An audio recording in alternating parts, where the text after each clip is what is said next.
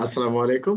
এই রাত্রিকালীন ক্লাসে আমরা আবার সে আগের মতোই বিভাগীয় পদোন্নতি পরীক্ষায় আসতে পারে এরকম কিছু গুরুত্বপূর্ণ ধারা নিয়ে আলোচনা করব। আসলে পরীক্ষায় আসতে পারে, আমরা একটা কথা বলি নেই যে অন্ধকার ঘরের সাপ নাকি সারা ঘরের সাপ।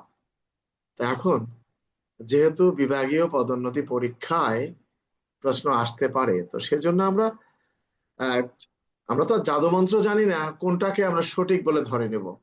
সে লক্ষ্যে যতটুকু মনের সন্দেহ আছে এই সন্দেহগুলো আমরা আলোচনা করব। তো আমি বারবার একটা প্রশ্ন নিয়ে আলোচনা করি, কারণ এই উদ্দেশ্যে যেন একটা লোক বুঝতে পারে। কিন্তু প্রতিবার এই প্রশ্নগুলো দেওয়ার পরেও যে দেখি যে না, অনেকেই বুঝতে পারে না। প্রশ্নটা কি? একজন সাব ইন্সপেক্টরের করণীয় কি? দিয়ে 1 নম্বর প্রশ্ন দিল যে ক নামক সাব ইন্সপেক্টর রাত্রিকালীন টহল ডিউটি করাকালে খ নামক ব্যক্তিকে একটা পিস্তল নিয়ে সন্দেহজনক ঘোরাফেরা করতে দেখলেন। তাহলে আমরা এখানে কি করি? তাকে ধরবো, সিজ করবো, এটা করব।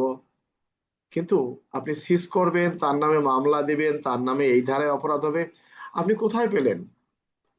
আপনাকে বুঝতে হবে যে এই প্রশ্নের উত্তর অস্ত্র আইনের 12 ধারা। কারণ অস্ত্র আইনের 12 ধারা বলা আছে যে লাইসেন্স থাকুক বা না থাকুক, একজন ব্যক্তি কোনো অস্ত্র শস্ত্র নিয়ে সন্দেহজনক ভাবে ঘোরাফেরা করলে পুলিশ অফিসার তাকে বিনা পরোয়ানায় গ্রেফতার করতে পারবে। আবার এই প্রশ্ন যদি বলা থাকে যে আপনি দেহ তল্লাশি করে ক নামক ব্যক্তির নিকট একটা পিস্তল পান, ক তার এই পিস্তল সম্পর্কে কোনো কাগজপত্র দেখাতে পারে নাই, আপনার করণীয় কি? কারণ আপনি সিজ করবেন, ঊর্ধ্বতন অফিসারকে জানাবেন, তার বিরুদ্ধে 19-এর কথে মামলা দিবেন। আসলে বিষয় সেটা না। আপনি পুলিশ কি করবেন? 19-এর কত তার অপরাধ, আদালত তার এই ধারায় শাস্তি দিবে, ডিটি অফিসার তার বিরুদ্ধে এই ধারায় মামলা রেকর্ড করবে। আপনি কে? তাহলে আপনার কাজ কি হবে? 13 ধারায় বলা আছে যে একজন ব্যক্তির নিকট যদি লাইসেন্সবিহীন কোনো অস্ত্র আপনি পান, তাহলে আপনার কাজ হবে অস্ত্রটা তার কাছ থেকে কেড়ে নেওয়া। এখন কেড়ে নেওয়া মানেটা কি? থাপা দিয়ে নিয়ে পকেটে ঢুকাবেন না। আপনি বড়জনকে লিখতে পারেন যে অস্ত্র আইনে 13 ধারায় উল্লেখ করা আছে। তারপর আপনি কি করবেন? যে আমি অস্ত্র আইনের 13 ধারার বিধান অনুসারে তার কাছ থেকে অস্ত্রটা কাড়িয়া লইয়া এই জব্দ তালিকা বলে জব্দ করে নিজের হেফাজতে নিব এবং সংশ্লিষ্ট ব্যক্তির বিরুদ্ধে থানায় একটা নিয়মিত মামলা রুজুর জন্য আমি আবেদন করব। এছাড়া তো আর কিছু নাই আমার। এখন আমি ঊর্ধ্বতন অফিসারকে জানাবো, এই ধারা অনুযায়ী সিজ করব। অথচ 13 ধারার যে প্রশ্ন, সেই 13 ধারায় আমি লিখলাম না, তাহলে কি আমি নাম্বার পাবো? এখানে প্রশ্ন বলতেছে 13 ধারার, এটা কথাটা লিখতে হবে 13 ধারার। কি নাজমুল কবির? জি স্যার। তো আমরা তো প্রশ্ন বুঝি না, প্রশ্ন প্রশ্ন বুঝি বুঝি না না স্যার বলে এটা। আমরা এই ধারাগুলো দেই। প্রশ্ন আসলো যে ক নামক নারীকে খ নামক ব্যক্তি চাকরি দেওয়ার প্রলোভন দেখিয়ে একটি হোটেলে নিয়ে যায়। কোথায় নিয়ে যায়? হোটেলে নিয়ে যায়। সেখানে 4 বন্ধু মিলে নারীটিকে ধর্ষণ করার চেষ্টা করে, কিন্তু এক বন্ধু তাকে ধর্ষণ করেন। তাহলে অন্যদের অপরাধগুলো কি হলো? এখন দেখা গেল তুমি যদি প্রশ্ন ভালো করে না পড়ো, তাহলে একাধিক ব্যক্তি কর্তৃক ধর্ষণ 9-এর 3 ধারায় তুমি দিয়ে দিলা। আসলে কি একাধিক ব্যক্তি ধর্ষণ করছে?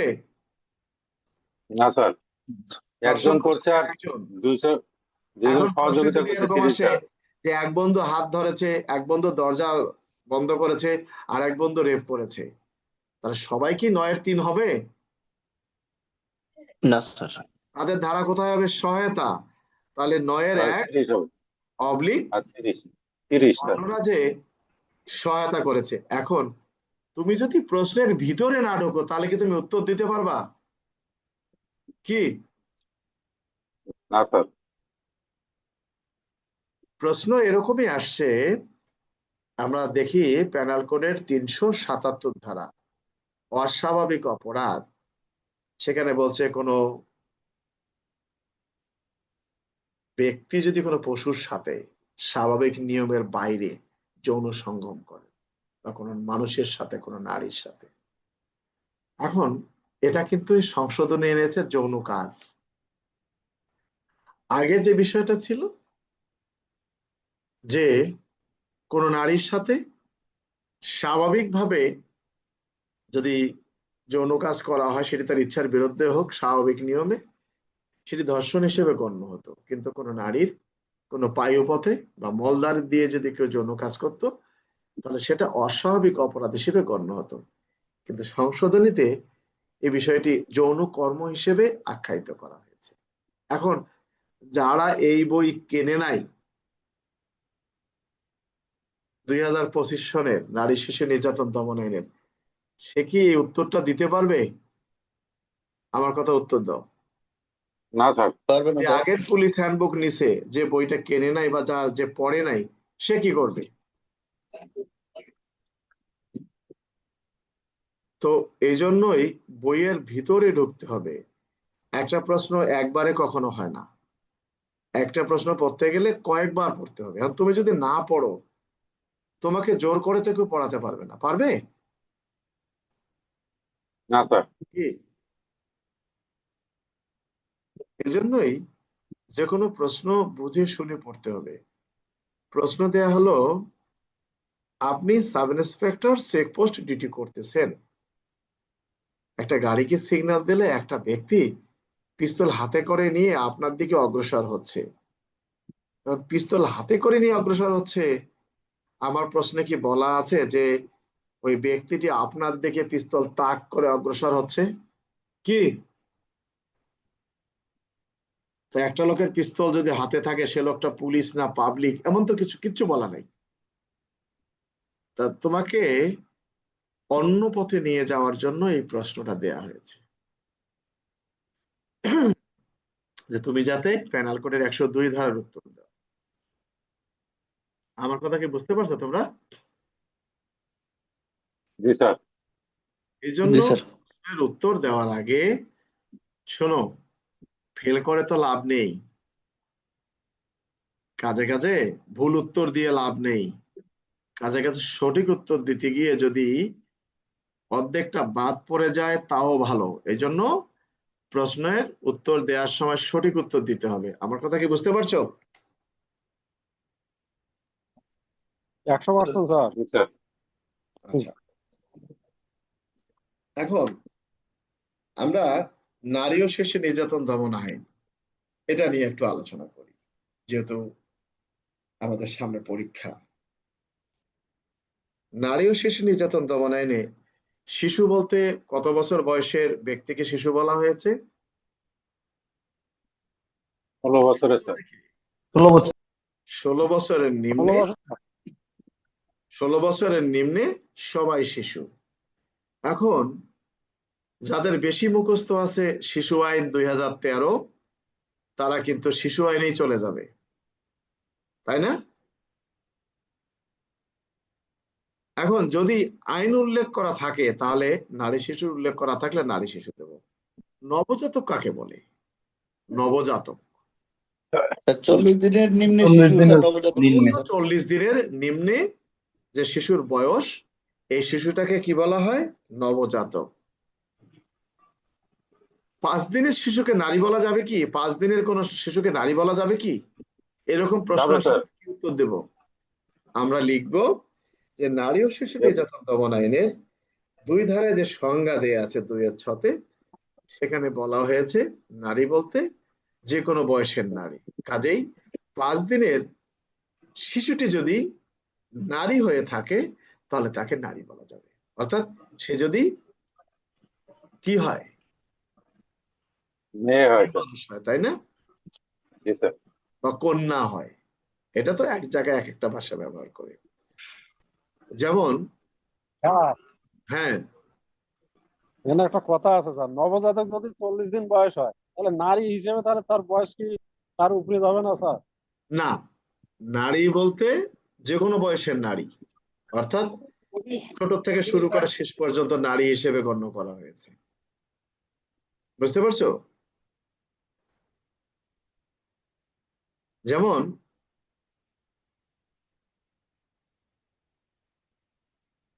আমরা যেটা দেখি যে আমাদের রাষ্ট্রের কিছু লোক ভারতে গিয়ে আত্মগোপন করেছে।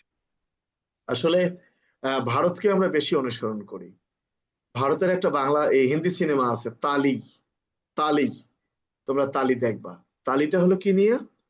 হিজড়ার উপর নির্মিত একটা ছবি, হিজড়াদের অধিকার। এটা কারণটা কি, কেন কথাটা বলছি? নারী পুরুষ আছে, হিজড়া কি? হিজড়া বলতে কোনো শব্দ আছে? না স্যার, তৃতীয় লিঙ্গ আর কি স্যার। তৃতীয় লিঙ্গ, তৃতীয় লিঙ্গ। তৃতীয় লিঙ্গ। এই তৃতীয় লিঙ্গ ভারত থেকে চলে আসছে, থার্ড জেন্ডার, তৃতীয় লিঙ্গ। আচ্ছা, এদের এই আগে তৃতীয় লিঙ্গ হওয়ার আগে তাদের কোনো রেশন কার্ড ছিল না, তাদের কোনো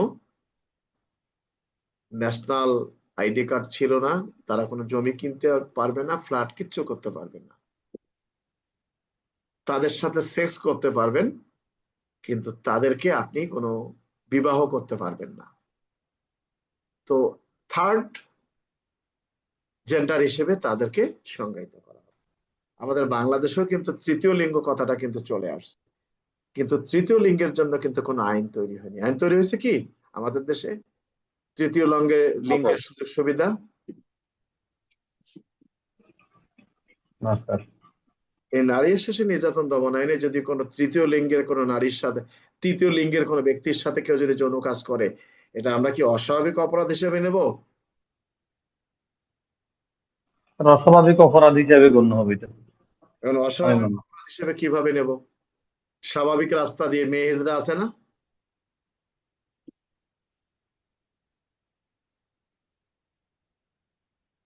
বলা যাচ্ছে যদি কোনো ব্যক্তি কোনো নারীর সাথে বা কোনো শিশুর সাথে যৌন কাজ করেন, মানে বিষয়টি আইনে কিছু অসম্পূর্ণ থেকে যায়। তো যাই হোক, এখন এই জন্য একটা জিনিস আসছে যে নারী বলতে বলা হয়েছে যে কোনো বয়সের নারী। নতুন করে সংযোজন কি হলো? বালাৎকার। এই বালাৎকারটাই হলো অস্বাভাবিক অপরাধ, অর্থাৎ এটা শুধুমাত্র ছেলেদের ক্ষেত্রে প্রযোজ্য, কোনো নারীর ক্ষেত্রে প্রযোজ্য নয়। কি বলা হয়েছে? বালাৎকার অর্থ ছেলে শিশুর মুখে বা পায়ুপথে কোনো ব্যক্তি কর্তৃক যৌন সংঘটিত যৌন কাজ। এটাও কিন্তু এখন বালাৎকারের শাস্তি কি, কত ধারায় বালাৎকারের শাস্তি? 9-1 স্যার। 9-1। একই স্যার, ওই ধর্ষণের যে শাস্তি ওটাই একই স্যার। যৌনকর্মের শাস্তি কত? সেটাও 9-1, জেনে রাখবেন। 9-1 স্যার। বালাৎকার কাকে বলছে? সংজ্ঞা যেহেতু নতুন সেটা বালাৎকার অর্থ হলো যে কোনো ছেলে শিশুর, অর্থাৎ শিশু আইন 2025 অনুযায়ী শিশু হিসেবে যে গণ্য করা হয়েছে শিশু আইনে, সেই 16 বছরের নিম্নে প্রত্যেক ব্যক্তি শিশু, কিন্তু এটা ছেলে শিশুর কথা বলা হয়েছে, তার মুখে বা পায়ুপথে যৌন কাজ সম্পন্ন করাকে বলা হয় বালাৎকার।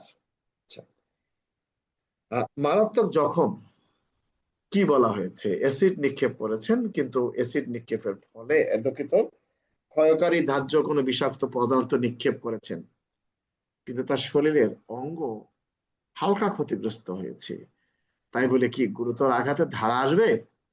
কে? না স্যার, এখানে আসবে না। গুরুতর আঘাত, আঘাত হলে জাতীয় কি শিশু আসবে? নির্যাতন দমন আইন অনুযায়ী গুরুতর আঘাত বলতে বোঝানো হয়েছে পেনাল কোডের 320 ধারায় যাকে সংজ্ঞা দেওয়া সংজ্ঞায়িত। হয়েছে সেটাই গুরুতর আঘাত। আমার কথা বোঝা গেছে? জি স্যার।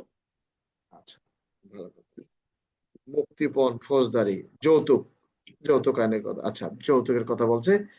বিবাহ, বিবাহের বর বা বরের পিতামাতার কথা বলা হয়েছে, ভালো কথা। যৌনকর্ম, যৌনকর্ম সংজ্ঞা লিখুন। যৌনকর্ম, যৌনকর্ম করতে কি বলা হয়েছে? বলছে যদি কোনো ব্যক্তি কোনো নারী বা কোনো শিশুর যোনি বা পায়ুপথ বা মুখের অভ্যন্তরে কোনো ব্যক্তি কর্তৃক যৌন কামনা চরিত্রিত করিবার উদ্দেশ্যে পুরুষাঙ্গ বা দেহের কোনো অংশ বা অন্য কোনো দিয়ে কোনো বস্তু প্রবিষ্ট করান, হাতের আঙ্গুল দিক, পায়ের আঙ্গুল দিক, কিংবা তার পুরুষ লিঙ্গ প্রবিষ্ট করা, এটা যৌনকর্ম। সে বলল যে না, আমি বাঁশের লাঠি ঢুকাইতেছি, এটাও যৌনকর্মের অংশ। অর্থাৎ এগুলো আমাদের দেশে, তোমরা মাফ করে দিও, কথাগুলো একটু খারাপ শোনা যাচ্ছে, যেহেতু পরীক্ষার্থী, এ ধরনের অপরাধ আমাদের দেশে সংগঠিত হচ্ছে বলেই এই আইনটা কিন্তু সংযোজন করেছে, যৌনকর্ম। তো এখন প্রশ্ন হলো, তাহলে কি যৌন নিপীড়ন কি বন্ধ হয়েছে? না স্যার। ভালো করে দেখো কি বলা আছে, প্রবিষ্ট করানো। আর ওখানে কি বলা হয়েছে, আহ যৌন কামনা চরিতার্থ করিবার উদ্দেশ্যে শরীরের কোনো অঙ্গ প্রত্যঙ্গে কোনো কিছু দিয়ে বা হাত দিয়ে গুতা মারা, ধাক্কা মারা, ওইটার সাথে এটার কোনো মিল নাই। যৌন কর্ম আর যৌন নিপীড়ন দুটো সম্পূর্ণ আলাদা। আমার কথা কি বুঝতে পারছো? জি স্যার। যৌন কর্ম অর্থাৎ প্রবিষ্ট করাতে হবে, তাতে মুখে হোক, পায়ুপথে হোক, বা কি উদ্দেশ্যে, যৌন কামনা চরিতার্থ করিবার উদ্দেশ্যে, তাতে পুরুষাঙ্গ হোক কিংবা অন্য কোনো কিছু দিয়ে কোনো বস্তু প্রবিষ্ট করা হোক। কোথায়? তার মুখে, কিংবা যোনিপথে বা পায়ুপথে। প্রবিষ্ট করাটাই যৌন কর্ম হিসেবে গণ্য হয়েছে। এখন যৌন নিপীড়ন কি? যৌন কামনা চরিতার্থ করিবার উদ্দেশ্যে যদি কোনো ব্যক্তি কোনো নারীর স্পর্শ কোনো কাতর অঙ্গে স্পর্শ করেন, প্রবিষ্ট করার বিষয়টা এখানে নয়।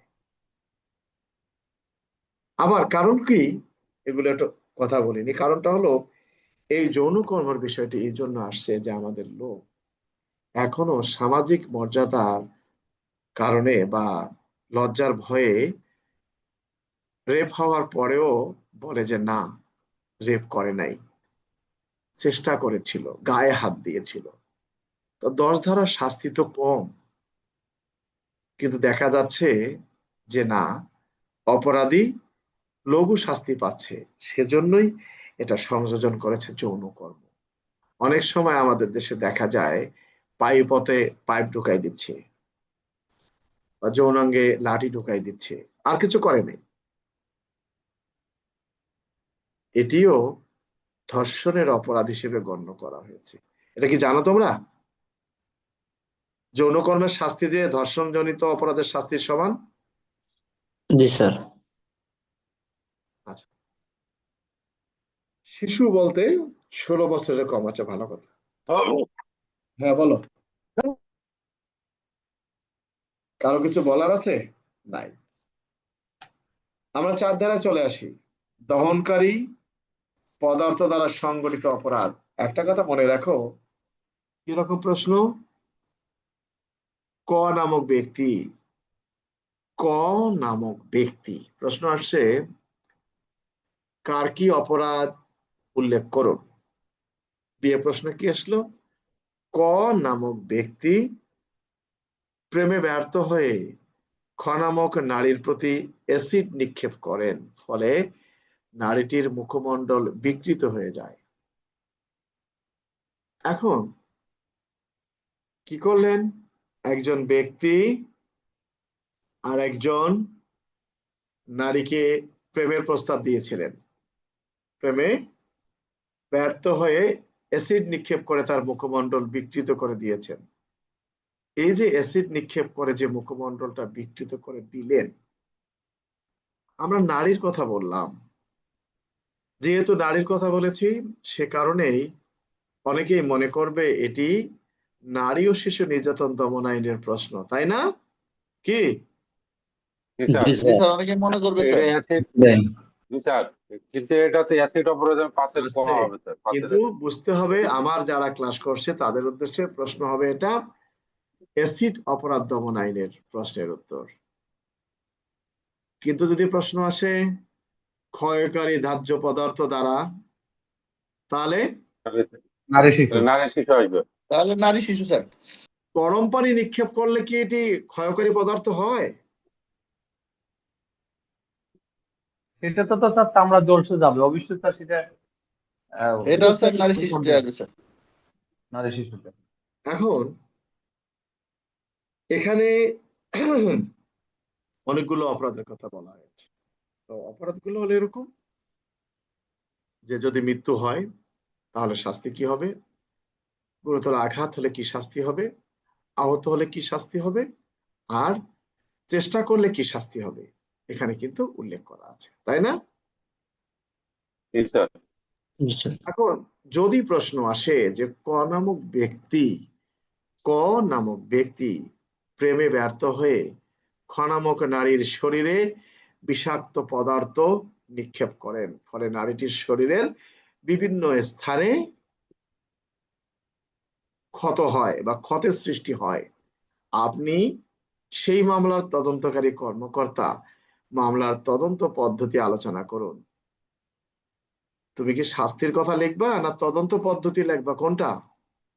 তদন্ত স্যার পদ্ধতি তদন্ত স্যার। পদ্ধতি স্যার। আমাদের লোক তো এখানে শাস্তির ধারা টারা দিয়ে ভর্তি করে থুয়ে দিবে কি। যেমন কেন কথাটা বললাম, তোমাদের পরীক্ষায় একটা প্রশ্ন দিয়েছিলাম, একটা মেয়ে স্বামীর সাথে অভিমান করে হোক আর পরীক্ষায় অকৃতকার্য হয়ে হোক, গলায় রশি দিয়ে আত্মহত্যা করতে গেলে তার আত্মীয় স্বজন বা তার ভাই তাকে গলায় রশিটা খুলে তাকে বাঁচান, সে বেঁচে যায়। কিন্তু সম্পত্তির কারণে ভাই তাকে গলায় রশি পেঁচিয়ে হত্যা করেন। এখন এখানে দুটো অপরাধ সংগঠিত হয়েছে, তোমরা লিখছো তার আর কোনো অপরাধ হবে না। আরে বাবা, সে তো আত্মহত্যা করতে গিয়ে বেঁচে গেছে, সে মারা গেলে কি হয়েছে, তার অপরাধটা কোন ধারা হয়েছে? 309 স্যার। 309। আর তার ভাই যে তাকে মেরে ফেললো তার ভাই 300। 302 স্যার। 302। 302 স্যার। এখন তোমরা কি করছো, তার তো অপরাধ হবে না, ভাইয়ের হলো অপরাধ, তাই না? কি উত্তর পাওয়া গেছে?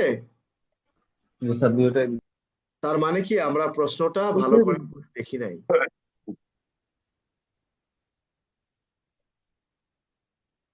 এজন্যই প্রশ্ন ভালো করে পড়তে হয়। যাই হোক, আমরা 7 ধারা নারী ও শিশু অপহরণের শাস্তি, 8 ধারায় মুক্তিপণ আদায়, আমরা 9 চলে আসি। প্রশ্ন আসছে কে কি অপরাধ করলেন ব্যাখ্যা দিন। ক নামক নারী রাস্তা দিয়ে যাওয়ার সময় খ নামক ব্যক্তি তাকে ধরে একটি নির্জন স্থানে নিয়ে গিয়ে ধর্ষণ করেন, তার অপরাধটা কত ধারায়? 9-এর 9 1 স্যার। 1 ধারায়। ক নামক ব্যক্তি খ নামক নারীকে রাস্তায় একা পেয়ে নির্জন স্থানে নিয়ে গিয়ে ধর্ষণের চেষ্টা করলে নারীটি চিৎকার দেয়, ফলে ফলে ক নারীটির মুখ চেপে ধরে তাকে ধর্ষণ করেন, ফলে নারীটি মারা যায়, তার অপরাধ কত ধারায়? 9 9 2 2 স্যার। স্যার। তার মানে একা ব্যক্তি কর্তৃক ধর্ষণ জনিত কোনো কারণে, ধর্ষণের অন্যবিধ কোনো কারণে ধর্ষণ করার সময় গলা টিপে যদি মেরে ফেলে তাহলে কত ধারায় অপরাধ? 9 2। স্যার। 9 2 স্যার। কিন্তু যদি প্রশ্ন এরকম আসে তোমাকে ভুল পথে নিয়ে যাওয়ার জন্য, ক নামক ব্যক্তি খ নামক নারীকে ঘরে একা পেয়ে ধর্ষণ করেন, ফলে ধর্ষণ করেন খ নামক নারী, অর্থাৎ নারীটি লোকজনকে বলে দিবে, এই ভয় দেখালে ধর্ষক নারীটিকে গলা কেটে হত্যা করেন, তার অপরাধ কত ধারায়? এটাও 9 2 স্যার, একই স্যার। এইখানে তো সমস্যা, অলরেডি আগে ধর্ষণ করেছেন, ধর্ষণ করার পরে মেরেছেন, এখানে 9-এর 2 আসার সুযোগ নাই। তাহলে এখানে 302 হবে স্যার। অবলিক 302। 9-এর 1।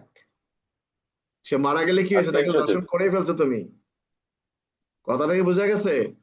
তার মানে তোমাকে ভুল পথে নিয়ে যাওয়ার প্রশ্ন এটা। আমি গ্রুপে মনে করে এই প্রশ্নটা দিয়ে দিলাম যে একজন নারী রাস্তা দিয়ে যাওয়ার সময় একজন ব্যক্তি তাকে জোর করে এটা ঘরে নিয়ে গিয়ে ধর্ষণ করেন, জোরপূর্বক বা তার ইচ্ছার বিরুদ্ধে ধর্ষণ করেন।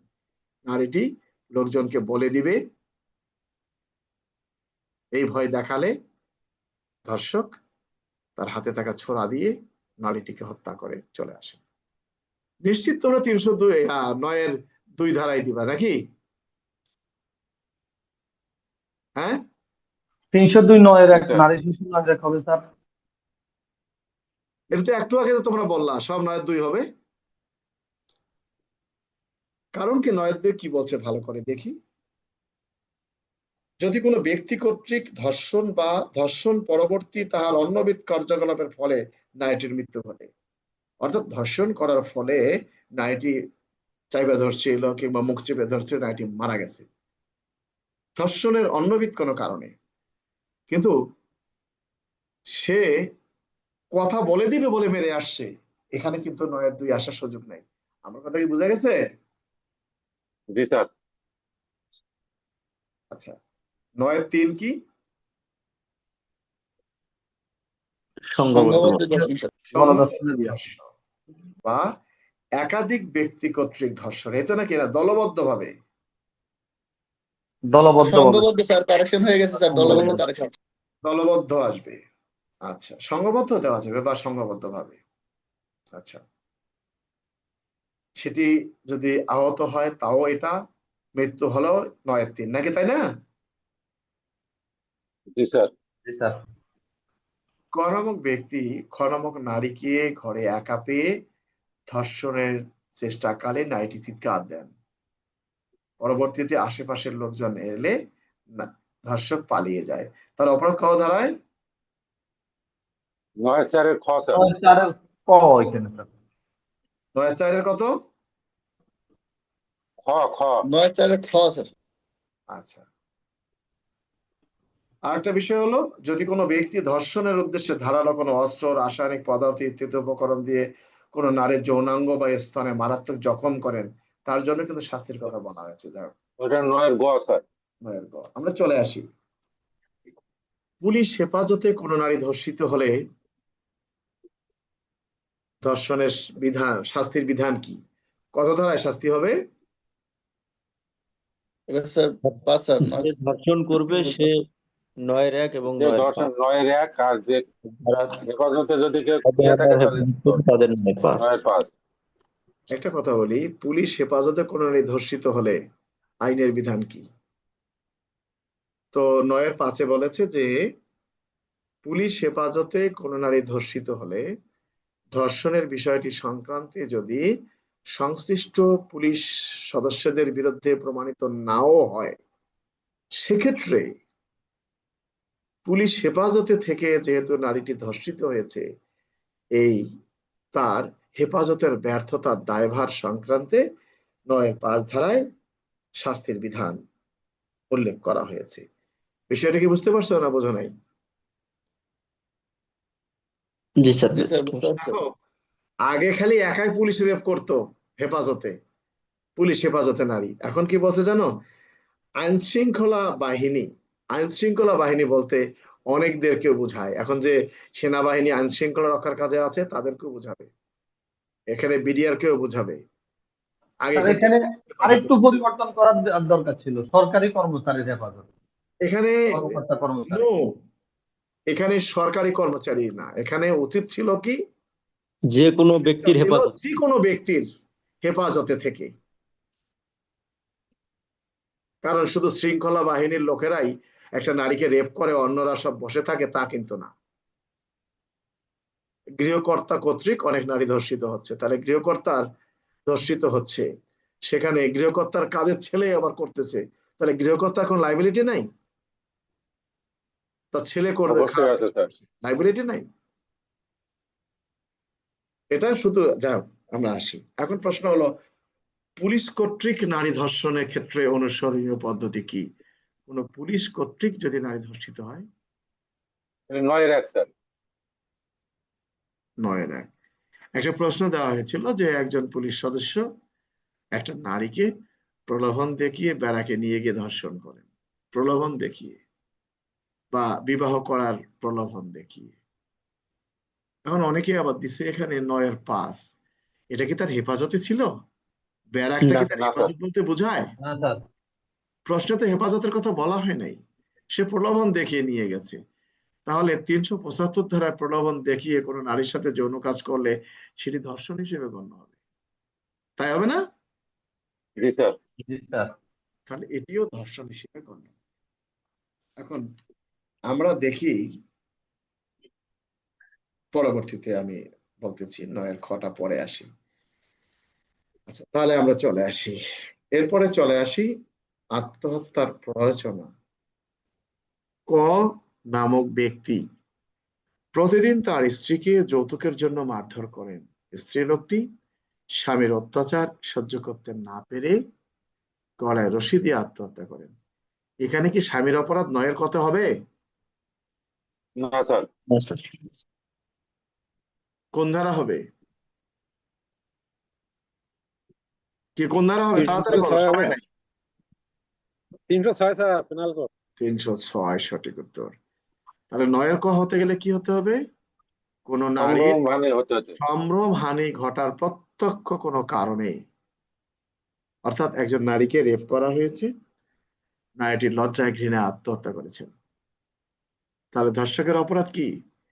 প্রথম ধর্ষণ, দ্বিতীয়ত তার ধর্ষণের ফলশ্রুতিতে সম্ভ্রমহানি ঘটার কারণে নারীটি আত্মহত্যা করেছে, আত্মহত্যার প্ররোচনা। তো 9-এর কথায় বলা হয়েছে কোন নারীর সম্ভ্রম হানি ঘটার প্রত্যক্ষ কোনো কারণে বা মদদে যদি কোনো নারী আত্মহত্যা করেন বা কোনো শিশু আত্মহত্যা করেন, সেক্ষেত্রে শাস্তির কথা বলা হয়েছে। আমার কথা কি বুঝতে পারছো?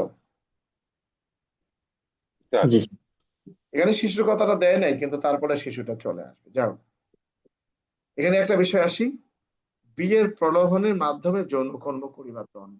বিয়ের প্রলোভন, আসলে এগুলো তোমরা এই জিনিসটা বুঝবা না কারণেই যারা কোর্টে কাজ করে তারা ভালো বলতে পারবে। ছেলে মেয়ে প্রেম করেছে, বিবাহ হয়েছে কোথায়? ম্যাজিস্ট্রেটের কাছে। কোর্ট ম্যারেজ করছে, কোর্ট ম্যারেজ আসলে আইনসঙ্গত ভাবে গ্রহণযোগ্য না, এটা মনের সান্ত্বনা মাত্র। এরপর নারীটি বলতেছে যে আমাকে প্রলোভন দেখিয়ে নিয়ে গেছে। তো প্রলোভন দেখিয়ে নিয়ে গেলে এটা তো 9-এর 1 ধারায় ধর্ষণ জনিত অপরাধ, তাই না? কি? জি স্যার। কিন্তু এখানে তো নারীটা প্রলোভন দেখানো হয়েছে, বিবাহর কথা বলা হয়েছে, তো এটা জোরপূর্বক না তো? এটা কি জোরপূর্বক হচ্ছে? না না, স্যার। স্যার। না স্যার।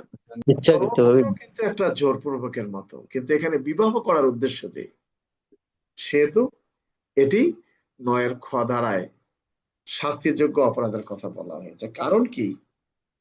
কারণটা হলো, আগে এই মামলা নিত 9-এর 1-এ, 9-এর 1, 7 অপহরণ টপহরণ নিয়ে মামলা হয়ে যেত। তো ওখানে শাস্তি তো মৃত্যুদণ্ড আছে। এখন আদালত কি শাস্তি দিবেন? নতুন করে সংযোজন হয়েছে 9-এর খ, অর্থাৎ যদি কোনো ব্যক্তি বিয়ের প্রলোভন দেখিয়ে বা স্বামী স্ত্রীর বিশ্বাস সৃষ্টি করে কোনো নারীর সাথে যৌন কাজ করেন, সেটি কি হবে? 9 খ। 9-এর খ, যৌন কর্ম করিবার দণ্ড। তাহলে আমাকে যেতে হবে কোথায়? যৌন কর্ম কাকে বলে? ইয়েতে আছে, স্যার।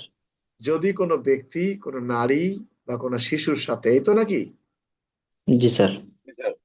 আচ্ছা, তাহলে আস্থাভাজন সম্পর্ক, তাদের উক্ত ঘটনার মধ্যে আস্থাভাজন সম্পর্ক, তার মানে কি একজন আরেকজনের সাথে সম্পর্ক ভালো, তার মানে কি ভালোবাসার বিনিময়ে। এখানে তো জোর করা হয় নাই, প্রলোভন দেখানো হয়েছে শুধু। তো এখানে শাস্তির কথা বলা হয়েছে 9-এর খতে। কিন্তু যদি প্রশ্ন আসে যে কনামক ব্যক্তি খনামক নারীকে বিবাহ করবেন মর্মে, বিবাহ করবেন মর্মে একটি হোটেলে নিয়ে গিয়ে তার সাথে যৌন কাজ করেন, বিবাহ করবেন মর্মে, তাহলে সেটি কিন্তু ধর্ষণ জনিত অপরাধ। আর এখানে এই মালা দিলাম, তুমি আমার বউ আমি তোমার স্বামী, বা আল্লাহকে সাক্ষী রেখে আমি তোমার বিয়ে করলাম, বাংলা সিনেমার মতো। এই ক্ষেত্রে 9 খটা প্রযোজ্য। বা ছেলে মেয়ে পালিয়ে গিয়ে বিবাহ করেছে, 6 মাস পর বাড়িতে ফিরেছে, এরপরে বাবার কাছে যাওয়ার পর মেয়ে আবার আরেকটা মামলা করেছে যে আমাকে জোর করে নিয়ে গেছে, নিয়ে আমার সাথে এই করছে, সেক্ষেত্রে 9-1 আর এখন হবে না, আগে 9-1 হতো। আমার কথা কি বুঝতে পারছো না, বোঝো নাই? জি স্যার। খালি 9-1 না স্যার, 7 সহ দিত। 7 তো আছেই, সেটা তো আলাদা আছে। তাহলে স্যার বিয়ে হলে কি হবে স্যার? হ্যাঁ হ্যাঁ, যদি বিয়ে হয় স্যার, কাবিন হয়? হোক না বিয়ে, কাবিন হ্যাঁ, হলেও যদি নারীর বয়স কম থাকে, 16 বছরের নিচে থাকে, 16 তাহলে তো বছরের কম। ধর্ষণ জনিত বুঝছি। অপরাধী হবে। 9-এর কথাটা রাত বুঝতে পারছো? 9। বুঝছি, ঠিক আছে।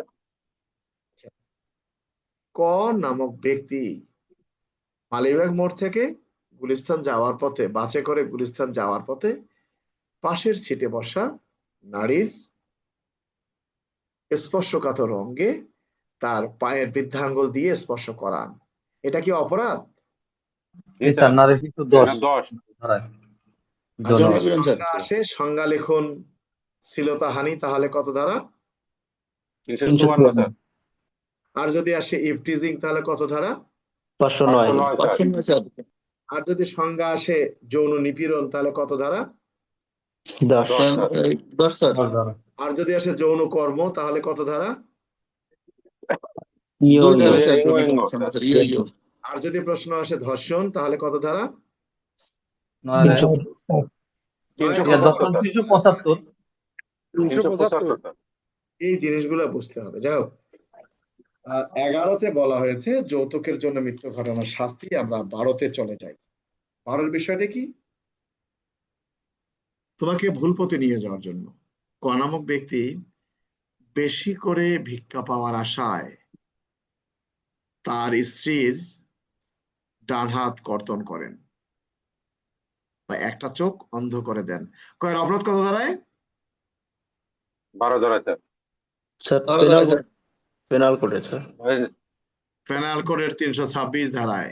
26 কারণ ক নামক ব্যক্তি তার স্ত্রী বলতে অবশ্যই তার বয়স 18 বছরের ঊর্ধ্বে।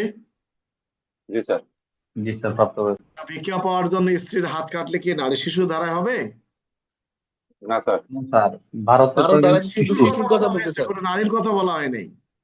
ভালো করে বোঝো, বলা হয়েছে যদি কোনো ব্যক্তি ভিক্ষাবৃত্তি বা অন্য অঙ্গ প্রত্যঙ্গ বিক্রির উদ্দেশ্যে কোনো শিশুর হাত পা মুখ চক্ষু ইত্যাদি বিনষ্ট করেন, শিশুর কথা বলা হয়েছে এখানে। ওই স্ত্রী বলতে 18 বছরের ঊর্ধ্বে, সেটা এই অনুযায়ী শিশু বলতে 16 বছরের নিচে সবাই শিশু। এখন যদি প্রশ্ন আসে যে ক নামক শিশু শারীরিকভাবে অসুস্থ থাকায় তার পিতা ডাক্তারের নিকট নিয়ে গেলে ডাক্তার জানায় তার দ্রুত অপারেশন করতে হবে, পিতা তার সন্তানের সুচিকিৎসার কারণে অপারেশনের অনুমতি দেন, চিকিৎসক অপারেশন করার সময় সুকৌশলে তার একটা কিডনি কেটে রাখেন, অ্যাপেন্ডিসাইড অপারেশন করার সময় তার একটা কিডনি কেটে রাখেন, এটা কোন ধারার অপরাধ হবে? এই স্যার 12 ধারার এটা অপরাধ। 12 ধারা হবে স্যার। 12 ধারা 12 স্যার। ধারা হবে। চুরির অপরাধ, তাই না? কিডনি চুরি। তার মানে কি বলা আছে দেখো, যদি কোনো ব্যক্তি ভিক্ষাবৃত্তি বা অঙ্গ প্রত্যঙ্গ বিক্রয়ের উদ্দেশ্যে কোনো শিশুর হাত পা চক্ষু বা অন্য কোনো অঙ্গ বিনষ্ট করেন বা কোনো বিকলাঙ্গ করেন, বিকৃত করেন, তার শাস্তির কথা বলা হয়েছে। কি বিক্রির উদ্দেশ্যে কি বলা আছে? বিনষ্ট মানে ক্ষতি করেন বা কোনোভাবে বিকলাঙ্গ বা বিকৃত করেন। এখন অঙ্গ প্রত্যঙ্গ, এই জন্য তো বললাম স্যার অঙ্গ প্রত্যঙ্গ কোনটা, কিডনি কি অঙ্গ প্রত্যঙ্গের মধ্যে পড়ে? তুমি গুগলে গিয়া দেখো অঙ্গ প্রত্যঙ্গ কাকে বলে, সেখানে পেয়ে যাবা কলজা মলজা যা আছে সব অঙ্গ প্রত্যঙ্গ। তো একটা প্রশ্নের উত্তর দিতে গেলে অনেক কিছু জানা লাগে। তাহলে কর্ণমুখ ব্যক্তি তা বেশি করে ভিক্ষা পাওয়ার আশায় তার স্ত্রীর ডান হাত কাটলেন, এটা নারী শিশুর অপরাধ নয়। তার মানে অপরাধ কোথায়? পেনাল কোডের 326। কারণ 12 ধারায় বলা আছে যদি কোনো ব্যক্তি কোনো শিশু কি ভিক্ষাবৃত্তি গ্রহণের উদ্দেশ্যে, আমার কথা কি বুঝতে পারছো না বোঝো নাই? বুঝছি স্যার। কারো কিছু বলার আছে? আরে বেলাল, বইয়ের দিকে তাকান লাগবে না, বই আমরা মুখস্থ করি তো। কে মনিরুল? স্যার কিছু বোঝার আছে? জি না স্যার। আচ্ছা, আমরা সর্বশেষ যেটা আলোচনা করব 13 ধারা। ধর্ষণের ফলশ্রুতিতে জন্ম লাভকারী শিশুর কার পরিচয়ে পরিচিত হবেন, বা শিশুর প্রতি করণীয় কি, বা আইনের বিধান কি ধর্ষণের ফলশ্রুতিতে? কথাটা কি জানো? একটা নারীকে একজন ব্যক্তি জোরপূর্বক ধর্ষণ করেছেন, সে নারীটির গর্ভে সন্তান এসেছে, সন্তানটা তো অপরাধ করে নাই, এই জন্য আইনে কি বলেছে? সে তো বলতেছে বিয়ে হয় নাই, তার আবার কিসের, আমি তার বাপ। কিন্তু 13 ধারায় বলছে অন্য কোনো আইনে ভিন্নতা আর যাহাই কিছু থাকুক না কেন, অন্য আইনে যেটা থাকে থাক না, এখানে বলছে কি ধর্ষণের কারণে কোনো সন্তান জন্ম লাভ করলে উক্ত সন্তানকে তার মাতা কিংবা তার মাতৃকুলীয় আত্মীয় স্বজনের তত্ত্বাবধানে রাখা যাবে। উক্ত সন্তান তার পিতা মাতা কিংবা উভয়ের পরিচয়ে পরিচিত হইবার অধিকারী হইবেন, আপনি যতই বলেন যাই কিছু করেন। এরপরে বলছে উক্ত সন্তানের ভরণ পোষণ রাষ্ট্র ব্যবহার করবেন। তার মানে ধর্ষণের ফলশ্রুতিতে কোনো সন্তান জন্ম হলে এর ব্যবহার কে বহন করবেন? রাষ্ট্র স্যার। রাষ্ট্র বহন করবে। এখন প্রশ্ন হলো যে ধর্ষণের ফলশ্রুতিতে কোনো সন্তানের জন্ম হলে কতদিন পর্যন্ত রাষ্ট্র তার ব্যয়ভার বহন করবেন? তার কন্যা সন্তানের ক্ষেত্রে বিবাহ দেওয়ার পূর্ব পর্যন্ত, আর পুরুষ সন্তানের ক্ষেত্রে 21 বছর পূর্ণ হওয়া পর্যন্ত, পঙ্গু সন্তানের ক্ষেত্রে পূর্ণতা অর্জন করা পর্যন্ত। আচ্ছা, উক্ত সন্তানের ভরণ পোষণ ব্যয় তাহার বয়স 21 বছর প্রতি না হওয়া পর্যন্ত প্রদেয় হবে, তবে 21 বছরের অধিক বয়স্ক কন্যা সন্তানের ক্ষেত্রে তাহার বিবাহ না হওয়া পর্যন্ত। নট কন্যা সন্তানের ক্ষেত্রে 21 বছর, বলছে 21 বছর পর্যন্ত তার ভরণ পোষণ রাষ্ট্র বহন করবেন। কিন্তু কন্যা সন্তান হলে 21 বিবাহ না বছরের হবে। পরেও যদি কন্যা সন্তানের বিবাহ না হয় তাহলে বিবাহ না হওয়া পর্যন্ত, আর পঙ্গু হলে যতদিন সে কাজকর্ম করতে পারে নাই ততদিন পর্যন্ত। আচ্ছা, ভালো কথা। ধর্ষণের ফলশ্রুতিতে কোন সন্তান জন্ম লাভ করলে এর ব্যয়ভার রাষ্ট্র কার কাছ থেকে আদায় করতে পারবেন? ধর্ষকের নিকট। নিকট নিকট হইতে। স্যার। দর্শকের নিকট হচ্ছে। যদি বর্তমান কোন সম্পদ না থাকে তাহলে সেক্ষেত্রে তিনি ভবিষ্যতে হলে স্যার যে পৈতৃক সেই সূত্রে যে সম্পত্তি থেকে সম্পত্তির মালিক হবে সেখান থেকে আদায়যোগ্য। সোনার বাংলাদেশ আজকে আর আলোচনা নাই, কার কি বলার আছে বলো খুব স্যার তাড়াতাড়ি। আমার একটা বিষয় যে 9-এর খতে যে বলা আছে 16 বছরের অধিক, তাহলে স্যার 16 বছরের নিম্নে যদি হয় তাহলে 9-এর একে মামলা হয়ে যাবে স্যার। 16 বছরের অধিক বলতে বোঝানো হয়েছে প্রাপ্তবয়স্ক ব্যক্তি, বিবাহের মানে অর্থাৎ বিয়ের প্রলোভনের কথা যেখানে বলা আছে। 16 বছরের নিম্নে কোনো মানে কোনো নারীর বা কোনো শিশুর সম্মতি গ্রহণযোগ্য নয়। তা এখন বলছে 16 বছরের কম, সে যতই বলুক যে আমরা স্বামী স্ত্রী, এটা গ্রহণযোগ্য নয়। কথাটা কি বুঝতে পারছো? জি স্যার। কারণ 375 ধারায় কি বলা আছে যে যদি কোনো ব্যক্তি কোনো নারীর ইচ্ছার বিরুদ্ধে নিম্ন বর্ণিত কাজ করেন তাহলে ধর্ষণ হিসেবে গণ্য হইবে। তার নারীটি স্বইচ্ছায় দিল, তার সাথে যৌন কাজ করলো, সেটি ধর্ষণ হিসেবে গণ্য হইবে না। কিন্তু এই নারীটির বয়স যদি 16 বছরের কম হয় তাহলে সেটি ধর্ষণ হিসেবে গণ্য হবে। কোথায় বলা আছে? 375 ধারায়। বিষয়টা বুঝতে পারছো? জি স্যার। এরা নিজেরা নতুন করে বানানোর কিছু নাই, ওইটাকে ভাঙিয়ে ভাঙিয়ে চলতে থাকবে বাংলাদেশে আর কি। আর কিছু কারো বলার আছে? শেষ করবো। হ্যাঁ, হ্যাঁ বলো। স্যার ওই যে এর আগে আপনাকে বলছিলাম স্যার দোষ স্বীকার প্রত্যাহারের বিষয়টা স্যার, হ্যাঁ, এই বইতে লেখছে এটা কি হবে কিনা স্যার, যে ঘটনার 8 দিন পর এবং গ্রেপ্তারের 24 ঘন্টারও পরে বিচার কার্যভুক্ত দোষ স্বীকার রেকর্ডস্থ এটা হয়, না, এটা না, তৎপরবর্তীকালে এটা দোষ 29 স্বীকার ধারা, প্রত্যাহার। সাক্ষ্য আইনে 29 ধারার প্রশ্ন, বুঝতে পারছো? স্যার এই স্বীকারোক্তি প্রত্যাহারের বিষয়টি হলো যে একজন ব্যক্তি স্বীকারোক্তি দিয়েছে, স্বীকারোক্তি দেওয়ার পর স্বীকারোক্তি প্রদানকারী আদালতে গিয়ে বললেন যে আমি সে সময় যে স্বীকারোক্তিটা দিয়েছি আমি পুলিশ হেফাজতে ছিলাম এবং আমাকে নির্যাতন করা হয়েছে বা আমাকে প্রলোভন দেখানো হয়েছিল, সেজন্য আমি স্বীকারোক্তি দিয়েছি। 29 ধারার কথা। এখন তুমি যে প্রত্যাহার করতে চাচ্ছ, তুমি যে পুলিশ হেফাজতে ছিলা, তাহলে তো রিমান্ডের কাগজ ওখানে থাকবে।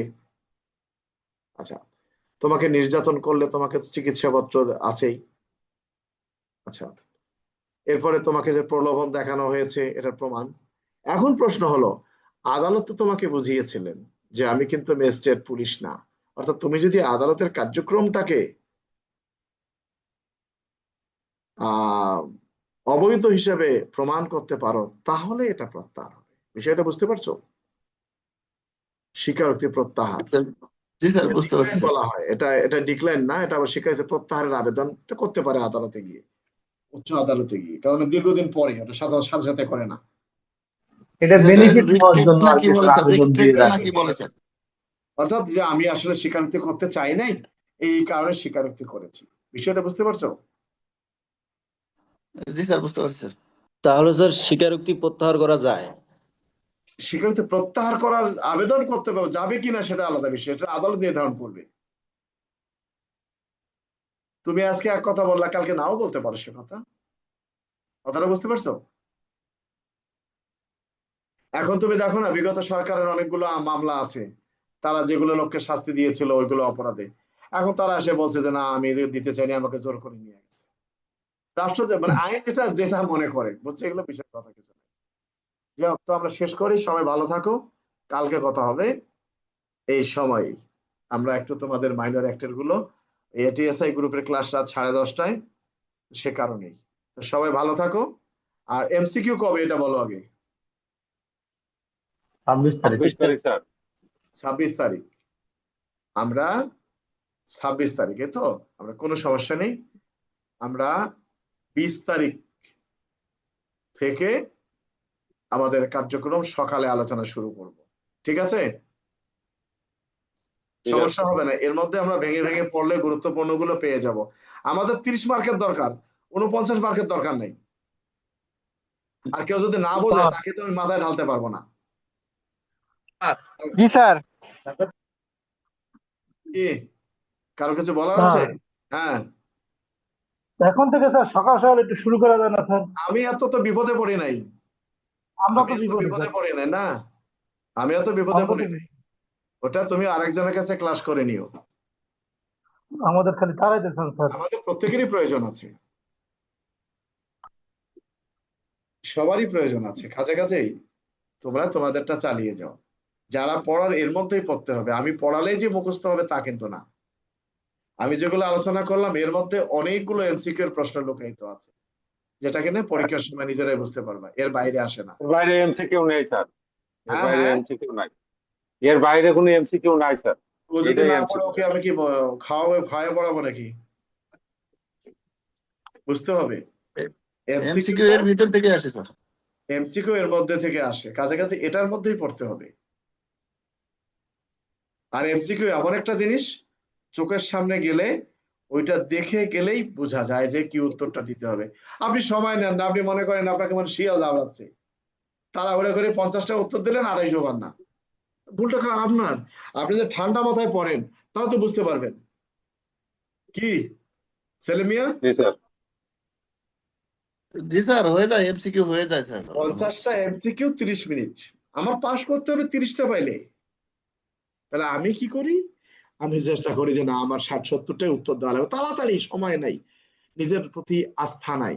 আপনি পড়েন নাই তাই, যারা পড়ে নাই আজকে আমাকে দাও এমসিকিউ, আমি 30টার উত্তর দিতে পারবো খুব তাড়াতাড়ি 100% সঠিক, কিন্তু 50টার উত্তর আমি দিতে পারবো না, অনেকগুলো আমারই জানা নেই। কারণ প্রত্যেকটা বইয়ের ভিতর থেকে প্রশ্ন আসে, তা আমি পড়ালে হবে না, তোমাকে মূল প্রশ্নগুলো পড়তে হবে, প্রশ্নের ভিতর থেকে সঠিকটা তোমাকে বেছে নিতে হবে। তা তুমি তো মূল বইয়ে পড়ো না, কি? জি স্যার। কথাটা কি বুঝতে পারছো? যাও, কালকে কথা হবে, সবাই ভালো থাকো, ধন্যবাদ। আসসালামু আলাইকুম ওয়া রাহমাতুল্লাহ।